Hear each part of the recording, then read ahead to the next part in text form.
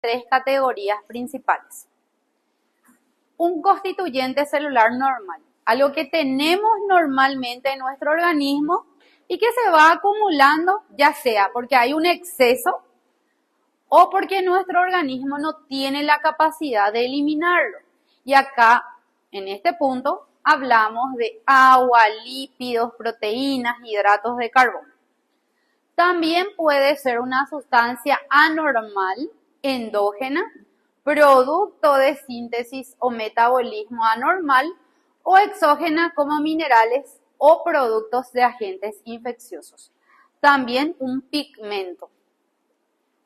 Ahora, si hablamos de una sustancia endógena normal que se produce a un ritmo normal o a un ritmo exagerado, donde nuestro organismo no tiene la maquinaria necesaria para poder eliminar. Y nuevamente ahí nos da como ejemplo el cambio graso en el hígado por acúmulo de triglicéridos. Lo que hace rato estábamos viendo que esto normalmente se denomina esteatosis hepática, ¿verdad? O hígado graso, comúnmente hígado graso. Es el acúmulo de triglicéridos específicamente e histológicamente nosotros observamos un cambio en la isoarquitectura. ¿Qué nosotros teníamos que ver en un hígado normal? Teníamos que ver el lóbulo, la vena central, el cordón hepático, los cordones de hepatocitos. Sin embargo, aquí vemos que hay esos cordones, pero esos cordones están como desplazados por la presencia de ¿qué tipo de tejido? Tejido graso o tejido adiposo, o sea, vemos adipocitos. Por otro lado, otra patología es la aparición de gotitas de proteínas en los túbulos renales, ya sea porque hay un escape de proteínas por los glomérulos. Las proteínas son un poco más difíciles de ver, inclusive se utilizan tinciones especiales. Aquí vemos algunos túbulos y dentro de los túbulos nos marcan en la punta de la flecha este depósito de material eosinofílico amorfo que son las proteínas, ¿verdad? Ahí vemos en la primera imagen el acúmulo de triglicéridos en nuestro diagnóstico de esteatosis hepática y en el segundo vemos un acúmulo anormal de proteínas dentro de los túbulos. También puede ser una sustancia exógena anormal que se va depositando y acumulando y nuestro organismo no es capaz de eliminarla. Esta primera imagen que observamos es el pulmón. Parece pulmón, me van a decir, no, veo un montón de sustancia de color marrón, amarronada, ¿verdad? ¿Qué son esos? Son células, son macrófagos en realidad, pero estos macrófagos están cargados de una sustancia. Específicamente es el famoso pulmón del minero, los que trabajan en minerías, ¿verdad? Las minerías son muy comunes en Estados Unidos, Chile, ¿verdad? Brasil también tiene, en el sur del Brasil, si no me equivoco, minerías, ¿verdad? Mismo, ¿para qué hablar tanto de este tipo de patología más rara, ¿verdad? Algo común, fumar, el hábito de fumar, ¿qué hace? Hace que los macrófagos se vayan cargando de esta sustancia tóxica, ¿verdad? Entonces, ¿cómo le llamábamos al macrófago en histología? Células en polvo. ¿Se acuerdan de la famosa célula en polvo, verdad? Solamente que en el caso de los mineros, esto está bien representado, se ve bien, ¿verdad? Un montón de macrófagos cargados de este pigmento. Silicosis. La silicosis también es una patología bastante común donde el tejido respiratorio es sustituido por la presencia de un nódulo fibroso silicótico donde va acumulando cristales de sílice. ¿Dónde podemos encontrar el silicio? ¿Alguien sabe?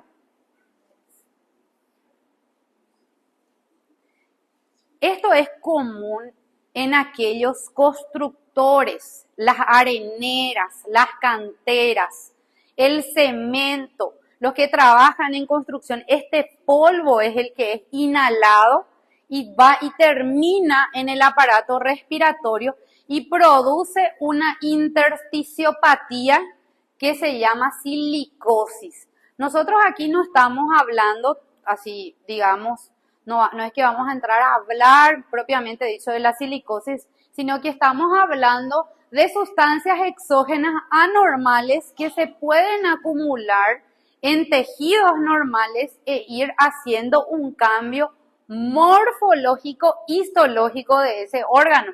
Porque, por ejemplo, nosotros miramos en la primera imagen y todo esto que vemos son macrófagos que están cargados de este pigmento.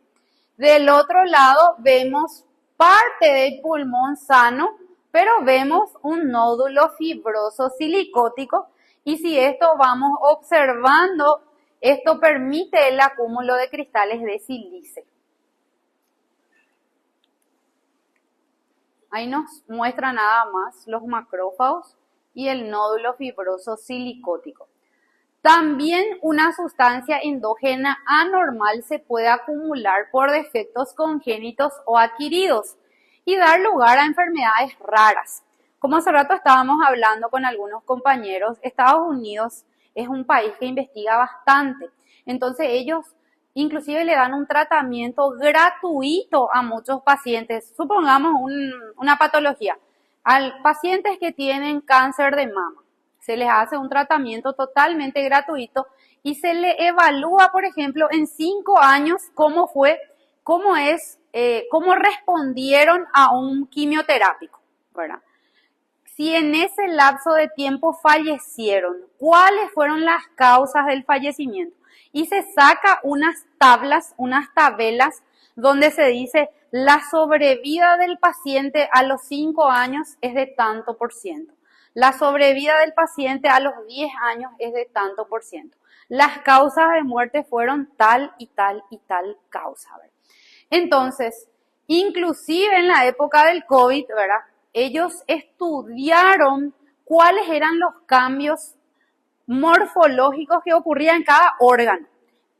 ¿Qué hacía en el pulmón? Y no solo en el pulmón, en el corazón, en el tracto digestivo. O sea, inclusive, yo creo que van a seguir lanzando algunos de estos cambios que ellos encontraron a nivel histológico, ¿verdad?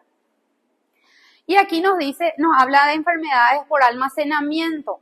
Uno de ellos es la deficiencia de alfa-1 antitripsina, que hace que el pulmón básicamente tenga una dilatación de los alvéolos, de los espacios, y se vayan destruyendo los tabiques alveolares. Amiloidosis. No sé si ya escucharon hablar del amiloide. El amiloide es una sustancia proteica que también se puede depositar en tejidos y órganos en varias situaciones clínicas. Y la enfermedad que conduce se llama amiloidosis, donde hay depósito de proteínas. Básicamente aquí vemos el tejido cardíaco. Si ustedes recuerdan del tejido cardíaco, la célula cardíaca tenía un núcleo en el centro y hacía como una pequeña bifurcación que le llamaban con aspecto a pantalón, ¿verdad? En histología. Sin embargo, aquí, en este sector mismo, se ve como borroso, ¿verdad? Si esto no es un infarto, porque recuerden que el infarto también se ve como fantasma, como borroso. Entonces tenemos que investigar qué patología rara puede producir y uno de ellos justamente es la amiloidosis, que es el depósito de proteína. Todo esto que vemos de color rosa en realidad es una proteína que es el amiloide que se acumula en esta patología que se llama amiloidosis. Pueden investigar más, inclusive si quieren leer más, busquen amiloidosis y van a ver que en varios tejidos se va acumulando esta proteína. Bueno, lípidos. Todos los lípidos que se imaginan se pueden acumular, desde triglicéridos, colesterol, ésteres de colesterol, fosfolípidos, figuras de mielina, que dijimos que era parte de la membrana, ¿verdad? Cuando había un daño en la membrana, sobre todo en las células necróticas, esto se puede acumular. Y ahí nuevamente tocamos el cambio graso, el hígado graso, ¿verdad? O esteatosis, que es el acúmulo anómalo de triglicéridos en el interior de células parenquimatosas. Lo más común es en el hígado, que le llamamos esteatosis hepática. Pero también se puede acumular en el corazón, en el músculo esquelético, en el riñón, solo que ahí no recibe el nombre de esteatosis, solamente se llama cambio graso. Y esto es común en pacientes que tienen desnutrición proteica, pacientes con diabetes, obesidad, y a veces el mismo paciente es diabético, es obeso y consume grandes cantidades de alcohol, ¿verdad? Porque dijimos que en el alcohol, o sea, en el alcoholismo crónico sobre todo, está bastante asociado con el hígado graso. Y básicamente aquí vemos un parénquima hepático siendo sustituido por la presencia de tejido graso, tejido adiposo. Entonces esto se llama esteatosis hepática. Ahí vemos algunos hepatocitos y ahí vamos viendo el acúmulo de triglicéridos representado como células adiposas. Sabemos que el colesterol es importante ya que regula la síntesis de membrana, pero no obstante las células fagocíticas pueden estar sobrecargadas con triglicéridos, colesterol en diversos procesos patológicos. Uno de ellos es la aterosclerosis. La aterosclerosis que ya habrán tocado quizás el año pasado, ¿verdad? En alguna materia, donde se van acumulando en las células lisas, así como también en los macrófagos, tejido adiposo. Por eso es que esto sería un vaso normal. ¿Cuáles eran las capas que ustedes estudiaban en histología del vaso? Túnica íntima, media y adventicia. En esta imagen, digamos, representativa, esquemática, nos muestra como que hay tejido adiposo, ¿verdad? Que está representando a la placa. ¿Cómo nosotros vamos a ver histológicamente esto? Primeramente, ¿les parece que este es un vaso normal o no? No, ¿verdad? La luz del vaso, ¿cómo tenía que ser?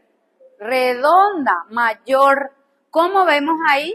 Triangular y estrecha. Eso a simple vista, ¿verdad? Porque esto sería como mirar con un objetivo de 4 en el microscopio. Nos dice que esta es una biopsia de la arteria coronaria, donde hay un estrechamiento de la luz porque hay una placa. Y nos dice que esto puede provocar angina, isquemia, inclusive un infarto agudo de miocardio.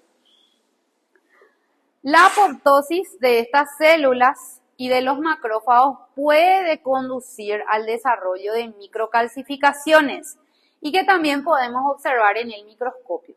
Entonces, en primera instancia, esto no es normal porque vemos nuestra luz de forma triangular y estrecha.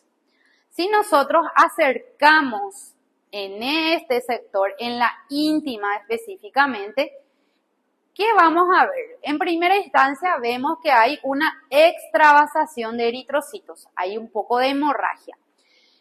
Estas células que parecen unos puntitos son linfocitos. Los linfocitos me hablan de que es un proceso inflamatorio crónico, ¿verdad? Que es algo ya de larga data. ¿Y qué es lo que llama la atención bastante? Estas estructuras, ¿ven? Estas estructuras que parecen como parecen unas espadas, ¿verdad? A esto se le llama agujas de colesterol. Estas agujas o cristales de colesterol son los que se acumulan en la íntima, también dentro de los macrófagos. Si yo acerco aún más la imagen en este sector, Supongamos este es en un objetivo de 40. Acerco en uno de 60. Veo esto. Sigo viendo la extravasación de hematíes, ¿sí? Sigo viendo estos puntitos que son los linfocitos. Allá arriba veo una aguja o hendidura también le dice como un buraco de colesterol. Y estas células que les voy a marcar, ¿ven estas células que tienen como su citoplasma sucio? Estos son los macrófagos. ¿Se acuerdan ustedes que macrófagos en histología decíamos tiene como un citoplasma sucio? ¿Por qué? Porque es una célula fagocítica que está fagocitando sustancias, en este caso lípidos, se está llenando de lípidos. Yo aquí les marqué 2, pero en realidad todos estos que vemos aquí son macrófagos espumosos. Y ese término se usa bastante en acúmulos, macrófagos espumosos. En este caso, ¿dónde vemos el macrófago espumoso? En el vaso, en la luz, en la íntima, en la media, ¿verdad? Esta es otra patología donde hay acúmulo de lípidos. Se llama xantoma. Hay un acúmulo de colesterol dentro de los macrófagos. Los macrófagos se llaman macrófagos espumosos. Normalmente vamos a ver el tejido conectivo, la piel, ¿verdad? La piel no presenta esos cambios en la epidermis, sin embargo en la dermis superficial y en la profunda se acumulan estos macrófagos. Esto ocurre en estados hiperlipidémicos congénitos y adquiridos. Ahora, si ustedes habrán estudiado en bioquímica y vienen frescos de esto, ¿verdad? ¿Cuánto era en un perfil lipídico, hasta cuánto es normal los triglicéridos? ¿Cuántos? Bueno, supongamos agarramos 150, ¿verdad? Estos pacientes llegan a tener 400, 350, ¿verdad? 250 y se manifiesta, no en todos, porque dijimos que en muchos pacientes depende mucho de las variabilidades genéticas. Algunos pacientes presentan estas lesiones en piel que son pequeñas pápulas. Le llaman como lluvia de pápulas. ¿Es feo estéticamente? ¿Sí o no? Entonces, por eso consultan. Ellos ni siquiera a veces saben que tienen una cantidad elevada de lípidos en su perfil lipídico. Se hace un hemograma como un estudio de rutina y también esto se biopsia, porque en piel esto puede ser un montón de patologías, desde verrugas hasta lesiones más graves, ¿verdad? Entonces se hace una biopsia. ¿Qué vamos a encontrar en la biopsia? Se ve el epitelio, ¿verdad? Por debajo del epitelio, este acúmulo que vemos aquí, tanto en la dermis superficial como en la dermis reticular, son macrófagos cargados de colesterol. Es decir, es una enfermedad denominada de acúmulos intracelulares, donde nuevamente, así como en la placa, en la aterosclerosis veíamos macrófagos espumosos, aquí también vemos en este caso en la piel y con esto se llega al diagnóstico de xantoma. Xantoma vamos a volver a tocar cuando estudiemos tumores de la dermis.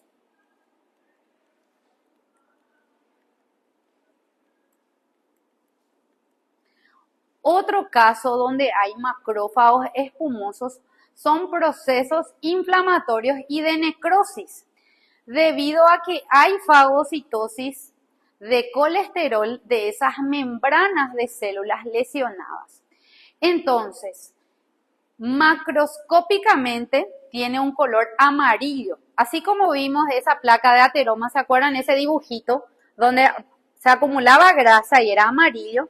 Macroscópicamente tiene ese color amarillento y microscópicamente vemos que hay acúmulo de macrófagos. Este es el caso de una paciente con colecistitis crónica y colesterolosis. Si hablamos de colecistitis, ¿a qué nos estamos refiriendo? Vesícula biliar. Si hablamos de crónico, que vamos a ver la próxima semana en inflamación, hablamos de linfocitos. Y a su vez, la paciente tiene dos diagnósticos, tiene colecistitis crónica y colesterolosis. Colesterolosis se refiere al acúmulo de macrófagos espumosos en la lámina propia de la vesícula. Lo que ahí está circulado son macrófagos espumosos. La flecha también nos indica macrófagos espumosos. ¿Cómo reconocemos que es vesícula? Recuerden que la vesícula tenía un epitelio cilíndrico simple con microvellosidades, pero no tenía células caliciformes. Era cilíndrico simple con microvellosidades en el contexto de un paciente con sintomatología de colecistitis y probablemente que también tenía colelitiasis, cálculos asociados. No se preocupen, es ahí toda una clase de colecistitis que vamos a dar también, ¿verdad? Pielonefritis, santo granulomatosa. Esto también vamos a dar en renal. Ahora mismo es manejar que también se puede acumular en el riñón macrófagos cargados de lípidos, ¿verdad? Y da el nombre de pielonefritis santo granulomatosa. Este, por ejemplo, es un caso de un riñón, ¿verdad? Con pielonefritis santo granulomatosa, que fue a nefrectomía total. Se retiró el riñón. Como ven ahí, prácticamente ya era un riñón que no funcionaba, ¿verdad? Ya ni parece riñón, ¿verdad? Se perdió esa arquitectura de corteza, médula, ya no tiene la anatomía, no respeta la anatomía. Y básicamente todo lo que vemos por dentro es un material purulento, es pus, ¿verdad? Es un material purulento. Aquí, el causante, uno de los causantes más frecuentes es que aquí se vaya creciendo un cálculo y se asocia con el Proteus mirabilis que habrán estudiado, ¿verdad? El año pasado en micro. Pero lo cierto es que ese riñón ya no vamos a ver glomérulos, no vemos túbulos, sino que ¿qué son todas estas células? Macrófagos espumosos, ¿verdad? Es una patología también considerada por acúmulo intracelular. En este caso, como consecuencia de un proceso inflamatorio también crónico. Y aquí vamos a lo que hace rato les dije, la colesterolosis, que es el acúmulo de macrófagos de colesterol en la lámina propia de la vesícula biliar. Esta es la vesícula, una pieza de colecistectomía, donde si ustedes miran la imagen, ¿les parece que tiene el color de la vesícula normal? ¿Qué color tenía que tener la vesícula? Verdosa, ¿verdad? Por la bilis. Sin embargo, si yo esto voy a describir la macroscopía, voy a decir, se recibe pieza de colecistectomía y tengo que describir la superficie externa, que no veo, ¿verdad? Este está abierto así, ¿verdad? Probablemente es de color beige y a la apertura se identifica mucosa de color amarillo verdosa, predominando el color amarillento y aquí se ve la presencia de un cálculo, ¿verdad? Ahora, si yo hago cortes seriados, voy a observar en el microscopio el epitelio de la vesícula, que es un epitelio cilíndrico simple con microvellosidades y por dentro, en la lámina propia, vamos a ver el acúmulo de macrófagos. El acúmulo de macrófagos me va a dar el diagnóstico de colesterolosis. El diagnóstico de colecistitis crónica me va a dar los linfocitos y ciertos cambios que vamos a ir estudiando en la parte práctica, como hipertrofia de la capa muscular, acentuación de los senos de Rokitansky y Yashov y otras cosas que vamos a ir estudiando. Ahora mismo es solo saber que es un ejemplo de acúmulo de sustancias. Y aquí se ve mejor, ¿verdad? Nuestro epitelio de la vesícula y vemos los numerosos macrófagos cargados de colesterol. Es muy linda esta lámina, esto tenemos en el laboratorio, van a ver así mismo.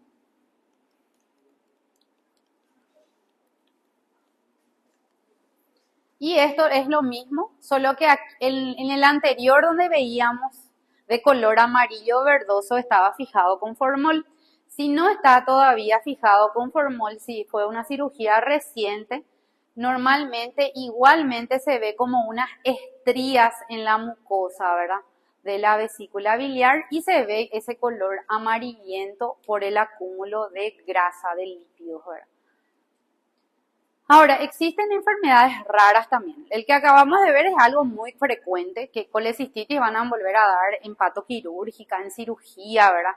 Es algo que sí o sí van a ver, van a entrar quizás en alguna cirugía de colecistectomía, ¿verdad? Esto es una enfermedad rara, se llama enfermedad de Niemann-Pick.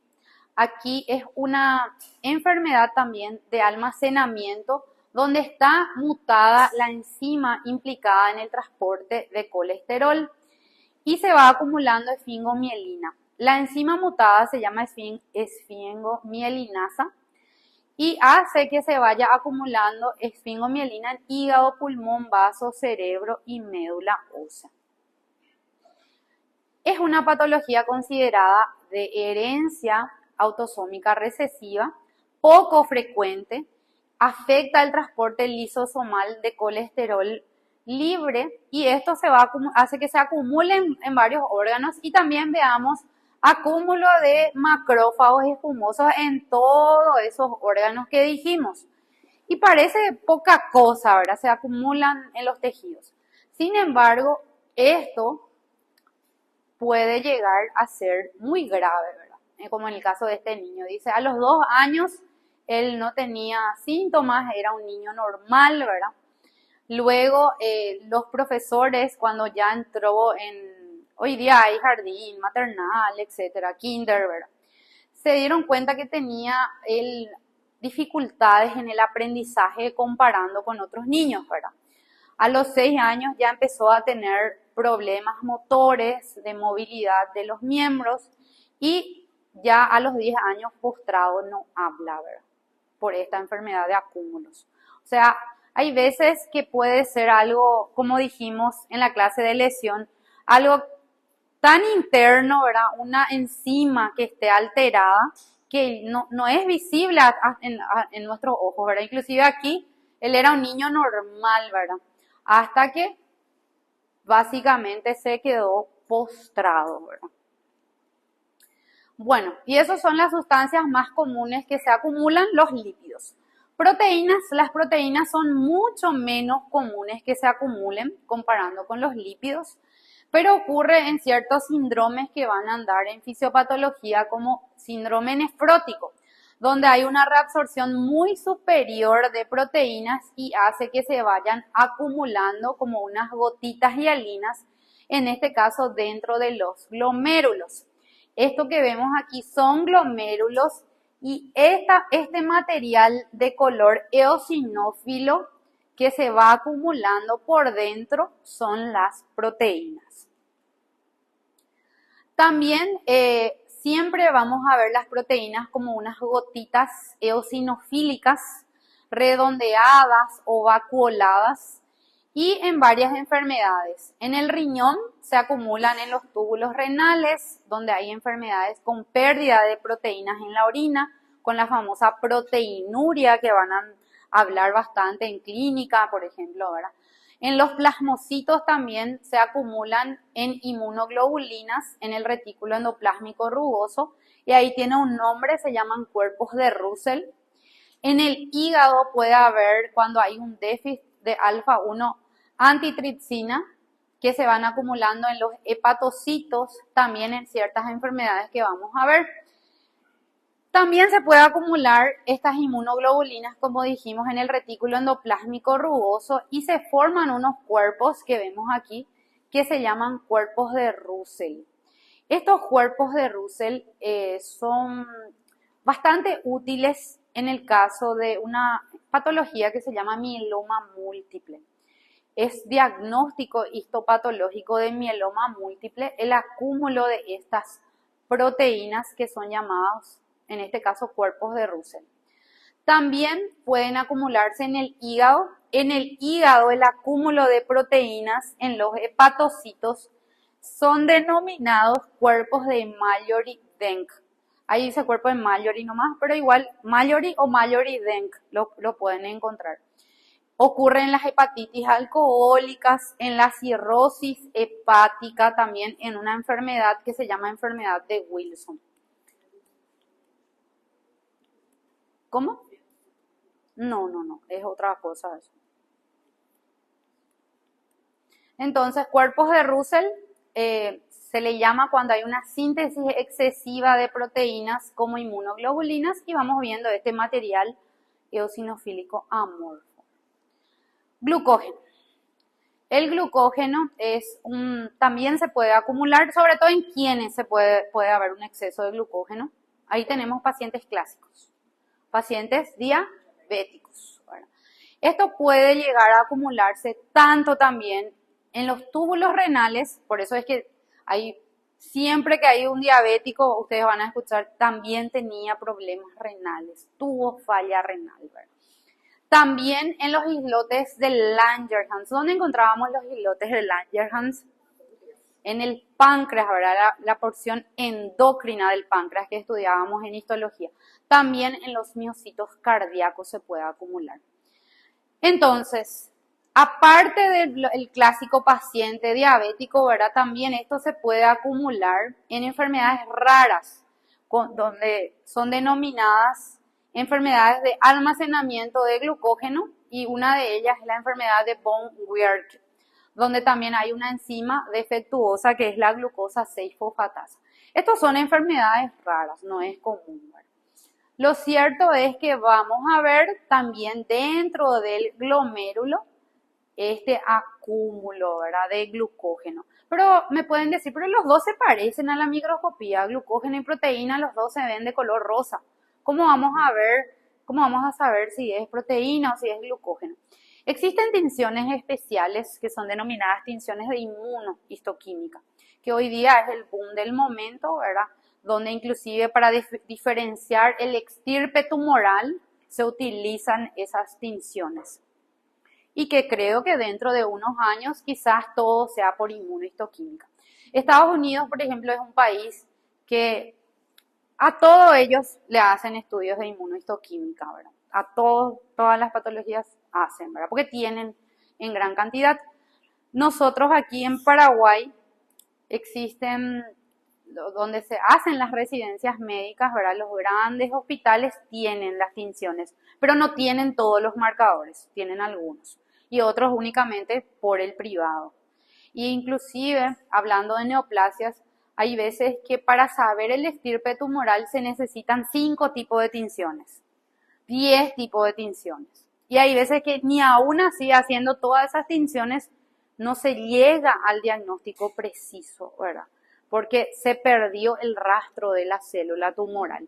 Eso vamos a hablar bien en el capítulo de ¿verdad? De neoplasias.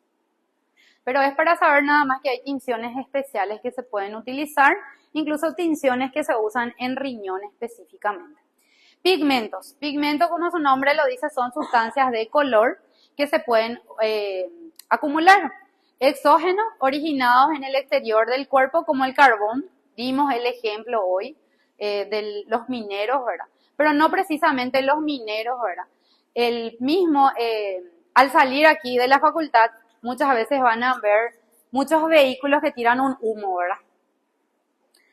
Vehículos que realmente no tendrían que estar circulando y que se compran de Chile y son utilizados, ¿verdad? Y eso obviamente afecta lo que es nuestro aparato respiratorio. Eso es lo que nos dice aquí, que es un ubicuo en la vida urbana. Cuando es inhalado, los macrófagos alveolares lo transportan, conducen a los conductos linfáticos, a los ganglios, y siempre vamos a ver ese aspecto de pulmón antracótico o pigmentado. Mismo otro pigmento común es el tatuaje, ¿verdad? El tatuaje es un pigmento también exógeno que queda dentro del citoplasma de los macrófagos. Ahí mismo estamos viendo un pulmón macroscópico pigmentado. ¿Consiguen ver esto que parece como una ruta, como una ruta oscura, pigmentada? Este sería básicamente cómo se ve el pulmón Y aquí también macrófagos que están encargados de este pigmento marrón. Lipofucsigna, también se le llama pigmento de desgaste, es un material intracelular insoluble de color amarillo. Esto se puede acumular en tejidos como órgano, hígado y cerebro en función a la edad. Es decir, cuando vamos envejeciendo, esto se puede ir acumulando, ¿verdad? Es algo normal, ¿verdad? Se le llama también atrofia parda. La lipofucsina en realidad es un complejo tanto de lípidos y proteínas que derivan de la peroxidación de radicales libres. No es lesiva para las células, es algo normal que cuando vamos envejeciendo se va a ir acumulando en estos tejidos y es denominado de atrofia parda.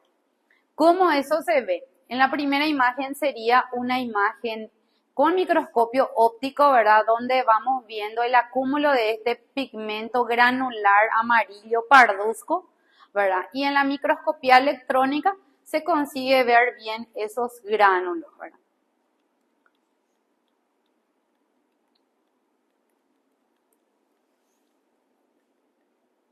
La melanina también es un pigmento endógeno. Sabemos que la melanina nos da la pigmentación de la piel, el color de nuestra piel. Eso vamos a estudiar bien los diversos tipos de fototipos de piel cuando entremos en el capítulo de dermato, ¿verdad? Pero también actúa como protector. Y ante lo que es la luz solar, ¿verdad? Por eso es que se recomienda colocarse protectores solares cada 30 minutos, cada una hora. Por supuesto, nadie cumple. Es un poco difícil de cumplir, ¿verdad? Entonces, esto da lugar a patologías donde se van acumulando pigmentos dentro de la dermis. Y esto se manifiesta como las famosas pecas o pintas, las famosas pintas.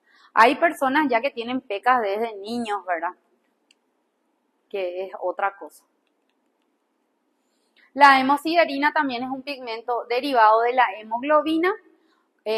Se puede ver de un color amarillento, amarillo dorado, un color que estira al marrón parduzco, ¿verdad? Generalmente cuando hay un exceso local o sistémico de hierro, esto tiene una tinción especial que se llama azul de Prusia para poder identificar la hemosiderina. Y este acúmulo generalmente es patológico, pero se puede ver en condiciones fisiológicas en órganos como la médula ósea, el vaso y el hígado, donde los eritrocitos viejos son degradados. Aquí mismo en la primera imagen vemos cordones hepáticos, hepatocitos, y vamos viendo el acúmulo, en este caso, ¿verdad? De hemosiderina, que se puede diagnosticar definitivamente con el azul de Prusia, que le tiñe de color azul, mismo como su nombre lo dice, a este pigmento. En enfermedades de depósito, enfermedades raras también.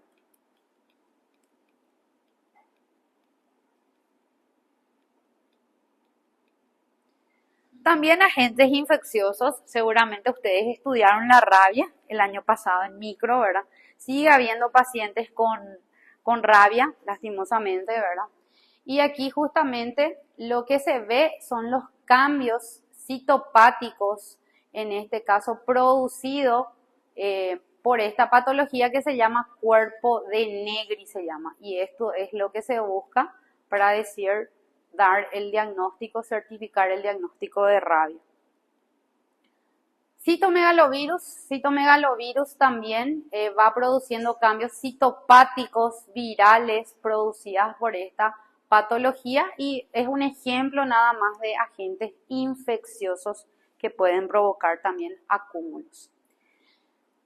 Bueno, para ir terminando, hay que manejar que hay dos tipos de calcificaciones.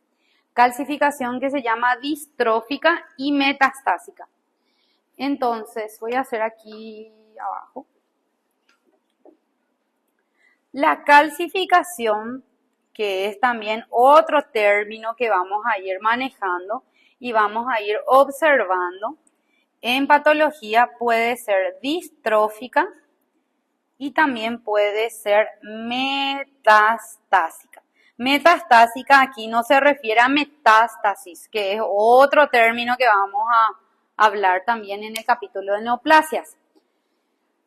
Cuando la calcificación ocurre en tejidos muertos o tejidos que están muriendo, se llama calcificación distróficas. En este caso, el nivel de calcio es normal.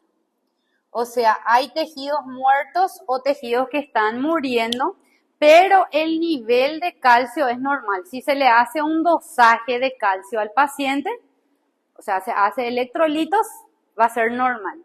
Ahora, la calcificación metastásica ocurre en tejidos que son normales, pero el paciente tiene una hipercalcemia, o sea, tiene niveles elevados de calcio. Esa es la primera diferencia. Nos dice ahí, cuando se producen tejidos muertos o que están por morir, hay una calcificación, se le llama distrófica, pero en ausencia de trastornos metabólicos de calcio, es decir, la concentración de calcio sérica va a ser normal en el paciente, están dentro de los límites normales. Ahora, cuando el tejido es normal, ¿verdad? Pero hay una calcificación, ese se llama metastásica, y en este caso sí está asociado a una hipercalcemia.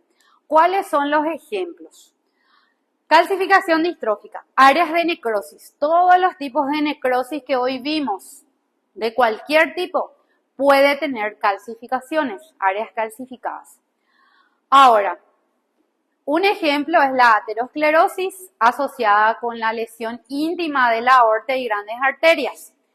Puede ser incluso un hallazgo incidental y que puede, por ejemplo, se le solicitó como un examen a un paciente, ¿verdad? Una ecocardio, y se ve que hay válvulas cardíacas ya envejecidas o dañadas. No sé si alguna vez leyeron una ecocardio y decía válvula calcificada. Y es un paciente ya de 80 años, ¿verdad? Puede ser normal con el paso del tiempo que ya se fue calcificando mismo por la edad, ¿verdad? Inclusive, hay veces que yo examino especímenes de útero, un útero, una paciente añosa que se retiró por un prolapso. ¿Escucharon ya hablar del prolapso uterino? Prolapso, ¿verdad? Y sale afuera el cuello y es molestoso para la paciente, ¿verdad? Entonces va a una cirugía, por más que tenga 80 años, se le somete a una cirugía a veces, ¿verdad? Y ahí cuando yo evalúo el espécimen, las arterias se ven que están calcificadas, ya por la edad, ¿verdad? Siempre cuando hablamos de esto, tiene que tener una patogenia, una iniciación y una propagación, es decir, un inicio donde sería un punto donde empieza a calcificarse. Este inicio, según las hipótesis, se inicia en las mitocondrias, como dijimos hoy mismo, es ese daño mitocondrial, y se va acumulando estos cristales. Ahora, la metastásica puede producirse en tejido normal, los tejidos están sanos, pero el paciente tiene una hipercalcemia, tiene niveles séricos elevados de calcio. ¿Cuáles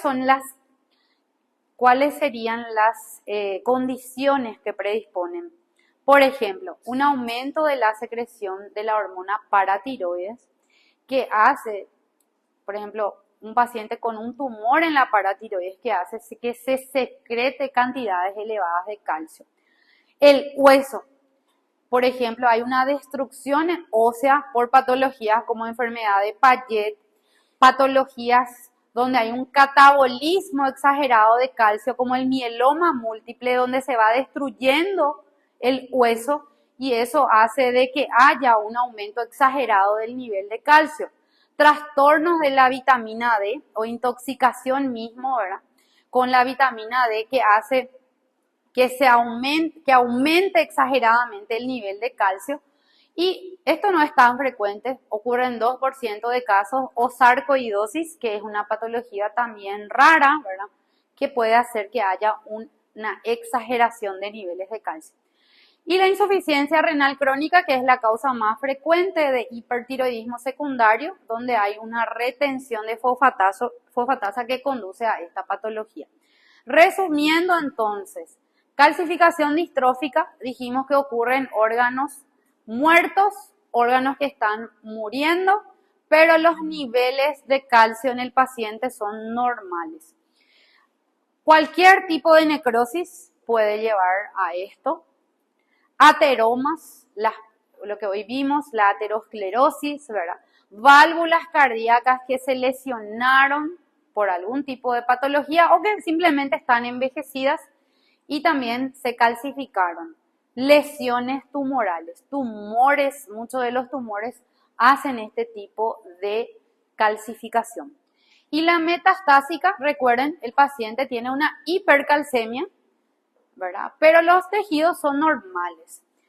En este caso, como dijimos, aumento de la secreción de la hormona paratiroidea, por ejemplo, por algún tumor, destrucción de tejido óseo, por ejemplo, la enfermedad de Payet, mieloma múltiple, trastornos relacionados con la vitamina D o pacientes con sarcoidosis y la insuficiencia renal que puede llevar a esta patología.